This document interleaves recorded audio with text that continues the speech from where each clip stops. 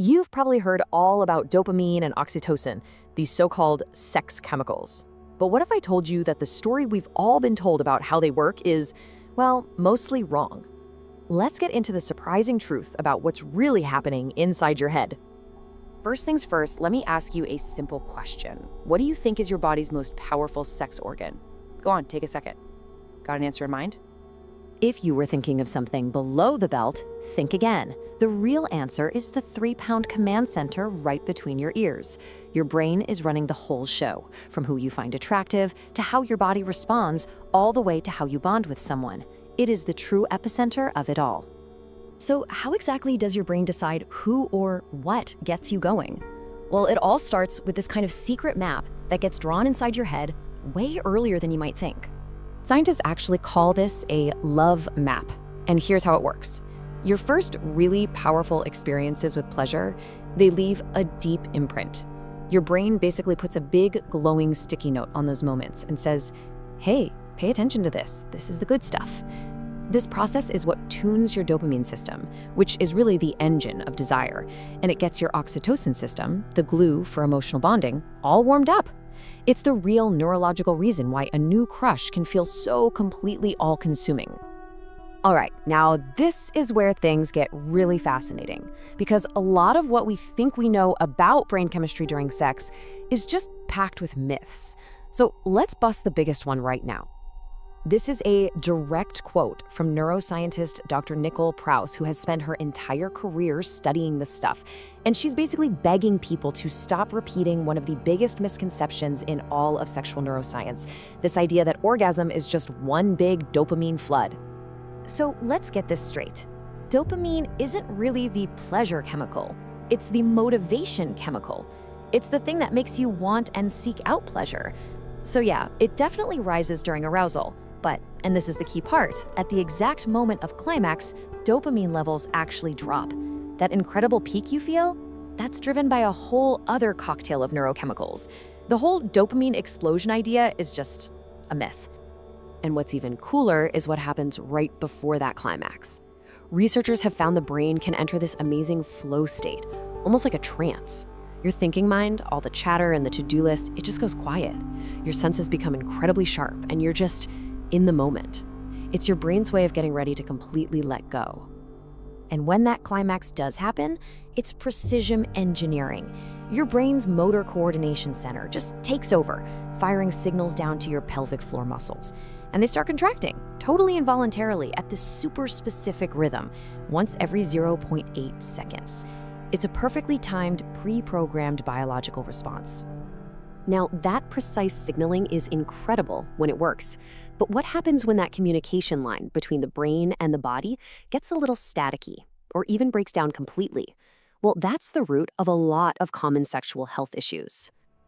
Let's talk about erectile dysfunction, or ED. It affects millions of people. And while there can be a lot of different causes, at its core, it's often a communication problem. The brain is sending the go signal for arousal, but that message isn't being received or translated into a physical response down the line. It's not just a physical problem either. It can really impact confidence and intimacy. The good news is, modern medicine has found some pretty effective ways to help boost that signal and restore communication. Which brings us to a practical showdown between the two heavy hitters in this space. So in one corner, you've got Sildenafil, which you probably know as Viagra. It's the sprinter. Works pretty fast, in about 30 minutes, but it's done in about 4 hours.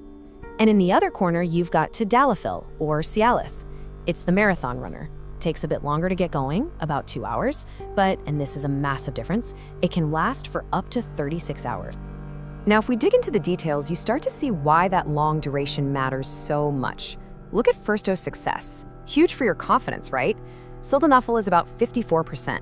Tadalafil jumps way up to between 74 and 79%. Then there's convenience. Sildenafil works best on an empty stomach. Tadalafil, you can take it with or without food. And all these little things lead to the most telling number of all: who actually sticks with it? And the difference is just staggering. After 6 months, only about 64% of men who start on Sildenafil are still taking it. Compare that to Tadalafil, where almost 89% stick with it. In fact, some studies show guys on Sildenafil are 4 times more likely to switch. So what's going on here? Why the huge preference? It really comes down to psychology and lifestyle. That 36-hour window on Tadalafil, it removes the pressure. It takes away the clock watching. You can take it in the morning and not have to think about it again. You can go out for a nice dinner and not worry. There's even a daily low-dose option for complete freedom. All of this just adds up to way more confidence, not just for the men taking it, but for their partners too. But here's the thing, while a pill can be a fantastic tool for fixing the physical signaling, it can't provide the single most important ingredient for lasting satisfaction.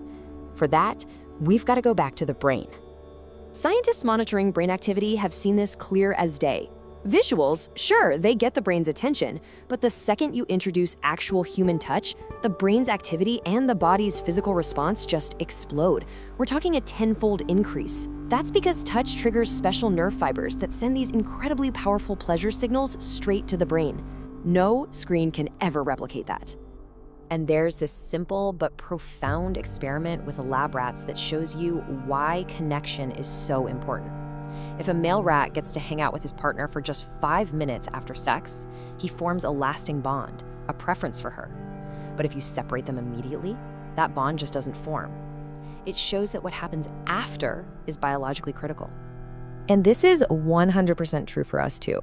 Cuddling after sex isn't just a sweet gesture, it's a vital neurochemical process. That closeness floods your brain with oxytocin, the bonding hormone. One researcher calls this post-orgasmic learning. Your brain uses that quiet, intimate time to learn about your partner, to solidify that emotional connection, and to turn a physical act into a really meaningful bond. You know, there's a lot of fear out there that pornography can somehow break or rewire your brain, but the research just doesn't show that. Turns out, people who watch more porn often just start with a higher sex drive in the first place. The real takeaway here is that while screens can offer novelty, the most powerful, the most rewarding, and the most bonding experiences are always rooted in real, physical human connection. Which leaves us with one final question to think about. In a world full of pills that can promise performance and screens that offer endless sensation, it's worth asking ourselves, what are we really after? Are we just chasing the next thrill? Or are we trying to use all these tools to engineer something far more meaningful and far more lasting? A genuine connection.